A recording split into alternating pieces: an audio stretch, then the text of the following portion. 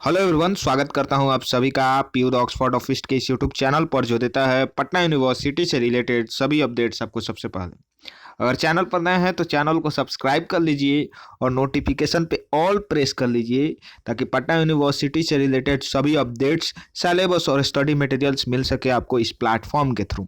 चलिए, इससे पहले जो है वो हमने बात कर ली थी किसकी, अपनी सिलेबस सीरीज में जो पॉलिटिकल साइंस है उसका पेपर 1 और पेपर 2 यानी कि principles of political science, and जो सेकंड पेपर था वो था कंपैरेटिव पॉलिटिक्स, उन दोनों की बात कर चुके हैं।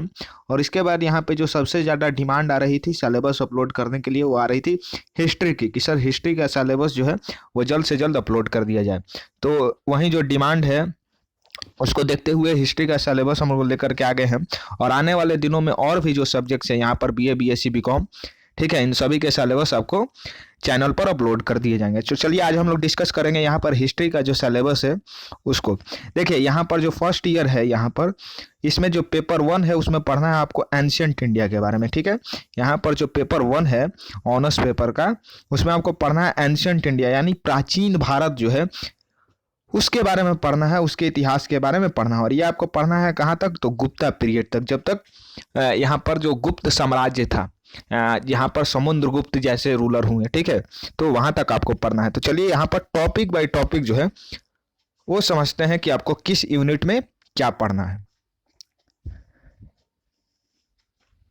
देखिए यहाँ पर जो यूनिट 1 है ये है survey of archaeological and literary sources, ठीक है।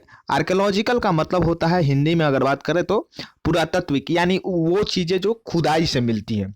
और लिटरेरी का मतलब हुआ कि लिखित, जो चीज़ें लिखी हुई हो।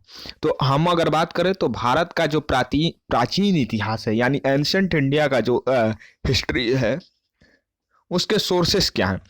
तो अगर हम बात करें तो हड़प्पा सिविलाइजेशन में आप देखते हो कि मोहनजोदारो हो गया या हड़प्पा हो गया या लोथल जैसे जो जगहें हैं जहाँ से हमें हड़प्पा सिविलाइजेशन के स्रोत मिलते हैं, सोर्सेस मिलते हैं खुदाई के बाद।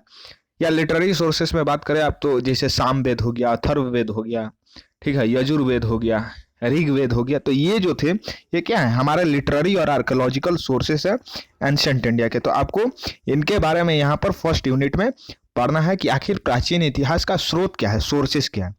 अगर आप यूनिट 2 में आते हो, जब यहाँ पे आप सोर्सेस पढ़ लोगे तो फिर आपको पढ़ाया जाएगा यहाँ पर हड़प्पा सिविलाइजेशन के बारे में, जिसको हम लोग सिंधु घाटी सभ्यता के नाम से भी जानते हैं।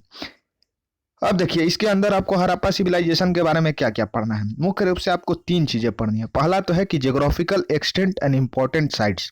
ज्योग्राफिकल एक्सटेंट यानी कि इसकी भौगोलिक स्थिति क्या थी। अगर बात करें हड़प्पा सभ्यता के भौगोलिक स्थिति के बारे में, अगर शॉर्ट में आपको बता दूं तो अभी आप देख रहे हैं जो पाकिस्तान का बलूचिस्तान का जो क्षेत्र है, जो एरिया है, वहां से लेकर के जो इंडिया में अगर आप बात करोगे तो वेस्ट बंगाल से लेकर के नीचे आओगे साउथ की तरफ, तो डेक्कन से लेकर के, और नॉर्थ में अगर बात करें तो जम्मू कश्मीर का जो क्षेत्र है वहां तक हड़प्पा सभ्यता जो है उसके निशान मिले हैं, उसके जो है वो सबूत मिले हैं। और इसका जो इम्पोर्टेंट साइट्स की अगर बात करें तो मोहनजोदारो हो गया, कालीबंगान हो गया, हड़प्पा हो गया, लोथल हो गया, ठीक है, इन जगहों से जो है इनके बारे में मालूम चलता है।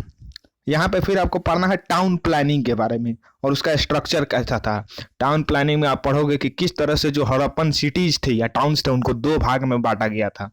जो ऊपरी क्षेत्र था एक निचली क्षेत्र था, ठीक है। ऊपरी जो क्षेत्र था उसको कहा जाता था सिटाडल, और जो निचली क्षेत्र था वो lower town. One of the best drainage system था हड़प्पा सिविलाइजेशन के बाद। इकोनॉमी में क्या था, एग्रीकल्चर जो था या एनिमल ब्रीडिंग था वो क्या था, प्रिंसिपल सोर्स ऑफ इनकम था। रिलीजन भी जो था वो एक इम्पॉर्टेंट रोल प्ले करता था इनके लाइफ में, तो इनको आपको पढ़ना है। फिर हड़प्पा सभ्यता यहाँ पर उसका डिक्लाइन कैसे हुआ, अलग अलग जो हिस्टोरियंस है उनका अलग अलग यहाँ पर बहुत ही कॉन्ट्राडिक्शन है हड़प्पा सभ्यता को डिक्लाइन को लेकर के। कोई कहता है कि फ्लड के कारण हुआ, कोई बोलता है भूकंप के कारण हुआ, लेकिन अभी तक एग्जैक्टली कोई सही रीजन नहीं यहाँ पर पता चला है कि हड़प्पा सभ्यता का आखिर अंत क्यों हुआ। तो वो आप पढ़ोगे, आपकी जो यहाँ पर आगे जाके आपको पढ़ना है। फिर आप पढ़ोगे यूनिट 3 में यहाँ पर वैदिक एज के बारे में, जो 1500 BC से क्या था 1000 BC तक था। उसके बाद फिर आप जो ये अर्ली वैदिक एज था, ठीक है, वैदिक सभ्यता जो थी यहाँ पर political, social, economic and religious life यानी राजनीतिक, सामाजिक, आर्थिक एवं धार्मिक जीवन ये कैसा था। उसके बाद जो उत्तर वैदिक काल था यानी लेटर वैदिक फेज, इसमें क्या चेंजेस हुए यहाँ पर पॉलिटिकल, सोशियो इकोनॉमिक और रिलीजियस फील्ड में। ठीक है, क्या राजनीतिक और सामाजिक, आर्थिक एवं धार्मिक क्षेत्र में क्या बदलाव हुआ, क्या अलग था वैदिक सभ्यता से। ठीक है, फिर आप यहाँ पर आओगे pre modern, the pre Mauryan age. ठीक है, मौर्य सभ्यता के पहले जो है वो क्या स्थिति थी। आपको मालूम होगा यहाँ पे कि 16 महाजनपद जो है वो यहाँ पर महाभारत की कहानी शायद आपने देखी होगी, वहाँ पे आपने नाम सुना होगा कुरु। ठीक है, पंचाल हो गया, खोसला हो गया, अपना मगध का जो क्षेत्र था। ठीक है, ये जो है वो क्षेत्र थे। ठीक है, उसके बाद किस तरह से यहाँ पे मगध एम्पायर का जो है उदय होता है। महापद्मनंदा, नंद डायनेस्टी का क्या था, आखिरी शासक था। उसके बाद चंद्रगुप्त मौर्य आते हैं। ठीक है, उसके बाद Persian and Macedonian invasion and its impact, किस तरह से यहाँ पे पर्शियन और मैसेडोनियन इन्वेजन होता है और क्या उसका प्रभाव पड़ता है। ठीक है, भारत पर। इसी के बीच में आप पढ़ोगे अलेक्जेंडर के बारे में और सेकुलस के बारे में आपको पढ़ना है। फिर आप यहाँ पर जो फिलॉसफी है बुद्धा का और महावीरा का। ठीक है, महावीर और बुद्ध की जो यहाँ पर दर्शन है उसके बारे में आप पढ़ोगे, किस तरह से बुद्धा ने नॉन वायलेंस की बात की, पीस की बात की। ठीक है, उसके बाद यहाँ पर आप पढ़ोगे किसके बारे में, यूनिट नंबर 5 में मौर्यन एज के बारे में। ठीक है, मौर्य साम्राज्य के बारे में कि यहाँ पर चंद्रगुप्त मौर्य जो थे उनकी क्या अचीवमेंट क्या क्या थी। ठीक है, किस तरह से उनको जो है वो इंडिया का सबसे, आप बोल सकते हो कि पूरा इंडिया में जो यूनिटरी सिस्टम है उसको कायम करने का क्रेडिट जो है वो चंद्रगुप्त मौर्य को दिया जाता है। उसके बाद अशोका की जो फॉरेन पॉलिसी थी और जो धम्मा की पॉलिसी थी उसके बारे में आप पढ़ेंगे। फिर जो मौर्यन एज था उसमें सोसाइटी, इकोनॉमी, आर्ट, वहाँ की समाज के बारे में, वहाँ की अर्थव्यवस्था के बारे में, कला के बारे में, एडमिनिस्ट्रेशन यानी प्रशासन के बारे में, किस तरह से मौर्य साम्राज्य जो था उसको 4 भागों में बांट दिया गया था। कौटिल्य का आपने नाम सुना होगा, चाणक्य, उनकी जो किताब है अर्थशास्त्र, उसमें काफ़ी डिटेल से वहाँ पर लिखा गया है मौर्य एडमिनिस्ट्रेशन के बारे में। और फिर यहाँ पे मौर्य साम्राज्य का किस तरह से डिक्लाइन होता है और किस तरह से डिसइंटीग्रेट हो जाता है। ठीक है, टूट जाता है यहाँ पर मौर्य साम्राज्य।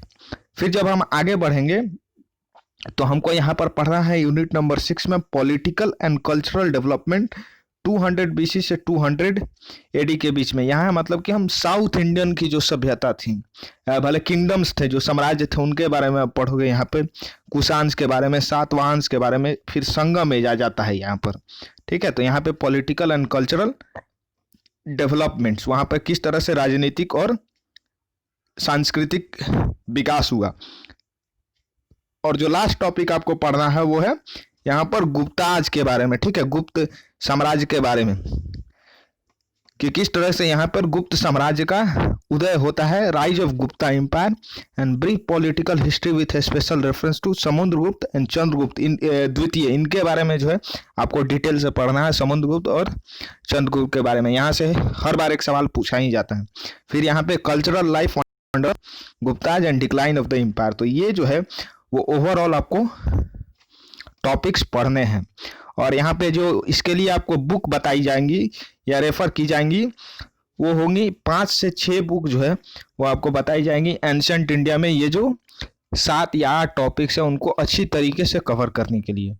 और ये काफ़ी जो है वो कॉस्टली हो जाता है उन लोगों के लिए जो अफोर्ड नहीं कर सकते हैं। ठीक है, क्योंकि आपको फिर यहाँ पे 1500 to 200 बोले 1500 to 2000 रुपीज़ के आसपास जो है वो आपको कॉस्ट करेगा। तो उससे बढ़िया है कि हमारा जो बुकलेट है, यानी हमारा जो यूट्यूब चैनल है प्यूर ऑक्सफोर्ड ऑफ ईस्ट, ये अपना एक बुकलेट सीरीज लॉन्च कर रहा है। ठीक है, और ये आपको 200 रुपीज़ में एक बुकलेट प्रोवाइड हम लोग करेंगे और इसमें जो 7 टॉपिक्स है वो कवर होंगे काफ़ी डिटेल में और काफ़ी अच्छी तरीके से जो है वो इनको प्रिपेयर किया जा रहा है।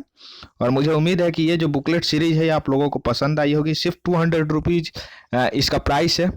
ठीक है, और आप इसको खरीद सकते हो। 1500 या 2000 रुपीज़ वेस्ट क्यों करना अगर 200 रुपीज़ में हमको मटेरियल वही मिल रहा है तो। और जैसे ही यहाँ पर सीरीज लॉन्च होगी आपको इन्फॉर्म कर दिया जाएगा। और ये जो दोनों व्हाट्सएप नंबर है इन पे आप कांटेक्ट कर सकते हो और अपना जो बुकलेट है उसको प्री बुक कर सकते हो। और आपको बुकलेट जो है वो किस तरीके से ख़रीदना है, आपको कैसे डिलीवर की जाएगी, वो बुकलेट लॉन्च होने के बाद आपको पूरी तरीके से आपको बता दिया जाएगा। तब तक आप लोग एंजॉय कीजिए और वीडियो को लाइक कीजिएगा, चैनल को सब्सक्राइब कीजिएगा और शेयर कीजिएगा अपने फ्रेंड्स के साथ। अभी हम लोग कहाँ हैं, 1.19 के सब्सक्राइबर्स हमारे हैं, ठीक है। तो हम लोग एक्सपेक्ट कर रहे हैं कि ये 1.50 के जो है वो लास्ट ऑफ दिसंबर तक इसको पहुंचा देना है, और आप लोग सपोर्ट रहेगा तो हम लोग ज़रूर आगे बढ़ेंगे। बहुत बहुत धन्यवाद।